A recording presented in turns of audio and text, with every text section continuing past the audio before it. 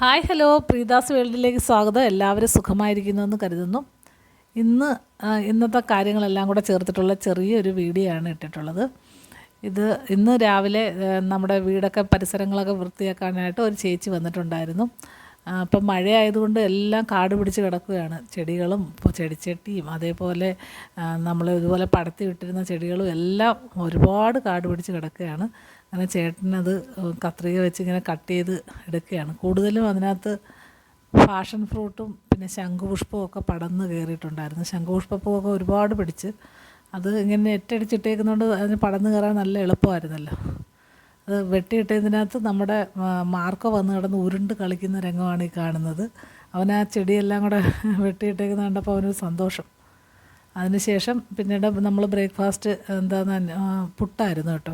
ഗോതമ്പ് പുട്ടായിരുന്നു. ഗോതമ്പ് വെച്ചുള്ള പുട്ടാണ്. ഇവിടെ അരിപ്പുട്ടിനേക്കാളും എല്ലാവർക്കും ഇഷ്ടം ഗോതമ്പ് പുട്ടാണ്. അങ്ങനെ ഗോതമ്പ് പുട്ടാണ് ഇന്നത്തെ താരം. അങ്ങനെ രാവിലെ ബ്രേക്ക്ഫാസ്റ്റൊക്കെ കഴിഞ്ഞു. അതിനുശേഷം ഇനി ഉച്ചക്കലത്തേക്കുള്ള പരിപാടികളിലേക്കാണ് കടന്നിരിക്കുന്നത്. അപ്പോഴും മത്തങ്ങ, നല്ല നാടൻ മത്തങ്ങ നമുക്കൊരു ഫ്രണ്ട് തന്നിരുന്നു. അത് വെച്ചിട്ട് എരിശ്ശേരി ഉണ്ടാക്കാമെന്ന് കരുതി. മത്തങ്ങയും പയറും കൂടെ എരിശ്ശേരി വെക്കുന്നത് നല്ല ടേസ്റ്റാണല്ലോ. അങ്ങനെ അതാകുമ്പം അത് ഒഴിക്കാനും ആവും, ഒരു കറി ആവുമല്ലോ എന്ന് കരുതി അങ്ങനെ മത്തങ്ങയും പയറും കൊണ്ടുള്ള എരിശ്ശേരിയുടെ കഷ്ണങ്ങളാണ് ഞാൻ ഉണ്ടാക്കുന്നത്. നാടൻ മത്തങ്ങയാണ് കേട്ടോ, അതുകൊണ്ട് നല്ല ടേസ്റ്റായിരുന്നു. കുറച്ച് പയറും കൂടെ ഇട്ട് നന്നായിട്ട്, വൻപയറുണ്ടല്ലോ, വൻപയറും കൂടെ ഇട്ടാണ് വെച്ചത്. പിന്നീട് ഒരു കപ്പ, ചീനി എന്നാണ് ഇവിടെയൊക്കെ പറയുന്നത്, ഒരു കപ്പ ഇരിപ്പുണ്ടായിരുന്നു. അത് കുഴച്ച് വേവിക്കാനാണ് വിചാരിച്ചത്. അപ്പോൾ അവിടെ ജോലിക്ക് വന്ന ചേച്ചിക്ക് പുഴുങ്ങുന്ന ഇഷ്ടമെന്ന് പറഞ്ഞു. അങ്ങനെ ഞങ്ങൾ പുഴുങ്ങാൻ തീരുമാനിച്ചു.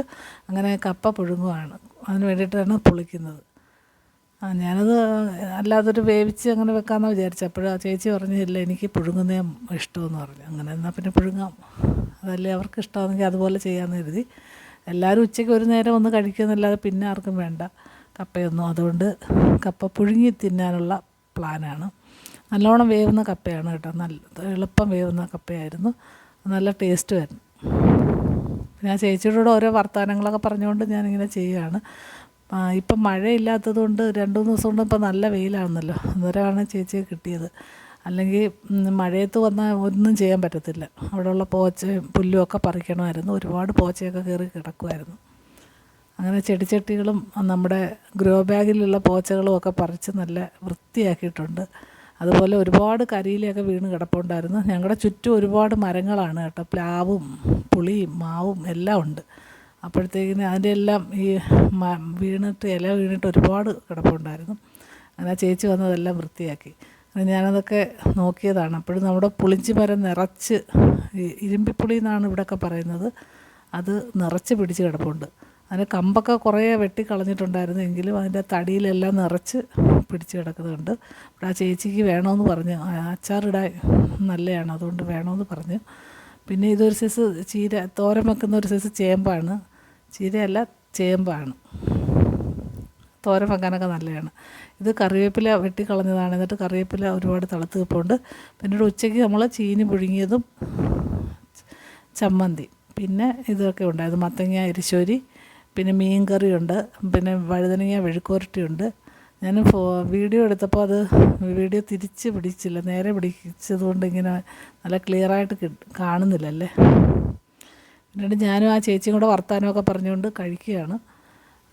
എനിക്ക് നവരാത്രി വ്രതമായിട്ട് ഞാൻ മീനൊന്നും കൂട്ടത്തില്ല, അതുകൊണ്ട് ഇങ്ങനെ ചീനി പുഴുങ്ങിയതൊക്കെയാണ് എൻ്റെ ആഹാരം. ചീനി പുഴുങ്ങിയത് അല്പം ചോറൊക്കെ കഴിച്ചു. അതിനുശേഷം വൈകിട്ടായി. പെട്ടെന്ന് ജോലി തീർക്കാൻ വേണ്ടി ഞാനും കൂടെ ചേച്ചിയെ സഹായിക്കാൻ വേണ്ടിയിട്ട് ചൂലൊക്കെ ആയിട്ട് പോയതാണ്. അങ്ങനെ ഞങ്ങൾ രണ്ടുപേരും കൂടെ പെട്ടെന്ന് തൂത്തുമൊക്കെ വാരി, ഒരുപാട് സ്ഥലമുണ്ട്, കുറച്ചുകൂടെ ഇങ്ങനെ റോഡിലോട്ട് കിടക്കുന്ന സ്ഥലവും കൂടെ തൂത്ത് വാരണമെന്നുള്ളത് കൊണ്ട് ഞാനും കൂടെ പോയി എളുപ്പം വൃത്തിയാക്കി. അതിനുശേഷം ചേച്ചിക്ക് കൊണ്ടുപോകാനുള്ള അച്ചാറിനുള്ള ഇരുമ്പിപ്പുളി പറിക്കുകയാണ്. അത് മുളക് പൊടി ഉലുവപ്പൊടിയും കായൊക്കെ ഇട്ട് നല്ല അച്ചാറിട്ട് വെച്ചാൽ നല്ല ടേസ്റ്റാണ്. അങ്ങനെ ഞാനും അത് പറിച്ചുകൊണ്ടിരിക്കുമ്പോൾ അപ്പുറത്തെ വീട്ടിലെ ചേച്ചിക്ക് വേണമെന്ന് ഞാൻ വിളിച്ചു ചോദിച്ചതാണ്. അപ്പോൾ വേണമെന്ന് പറയുന്നുണ്ട്. അങ്ങനെ നാളെ വന്ന് പറിച്ചോളാം എന്ന് പറയുന്നു. അതൊക്കെയാണ് കാണുന്നത്. ശരിക്കും പിടിച്ചിട്ടുണ്ട്. ഒരു 6-7 ദിവസത്തേക്ക് ഒരുപാട് കാണും. അപ്പോൾ പിന്നെ ബാക്കിയെല്ലാം തറയിൽ വീണു പോകും. അപ്പോൾ അത് പിന്നെയും ഒരുപാട് പിടിക്കും. അതങ്ങനെ 7-8 ദിവസത്തിൽ കൂടുതൽ നിൽക്കത്തില്ല. ഇരുമ്പിപ്പുളി ഇഷ്ടം പോലെ ഉണ്ട്. പണ്ടൊക്കെ ഒരു ഇരുമ്പുളിക്ക് വലിയ കൊതിയായിരുന്നു. ഇപ്പം ഇഷ്ടം പോലെ പിടിച്ചത് മീനകത്തൊക്കെ ഇടാൻ നല്ലതാണ് കേട്ടോ, മാങ്ങയ്ക്ക് പകരം. അങ്ങനെ ഇന്നത്തെ ജോലിയൊക്കെ തീർത്ത് ആ ചേച്ചി പോകുന്നതാണ് കാണുന്നത്. ഇനി ഒരു ദിവസം കൂടെ ചെയ്യാനുള്ള ജോലിക്കുള്ള കാര്യങ്ങളൊക്കെ ഉണ്ട്. അതിന് ഇനി ഒരു ദിവസം വരാമെന്ന് പറഞ്ഞു. ഇത്രയൊക്കെയുള്ളൂ ഇന്നത്തെ വീഡിയോ.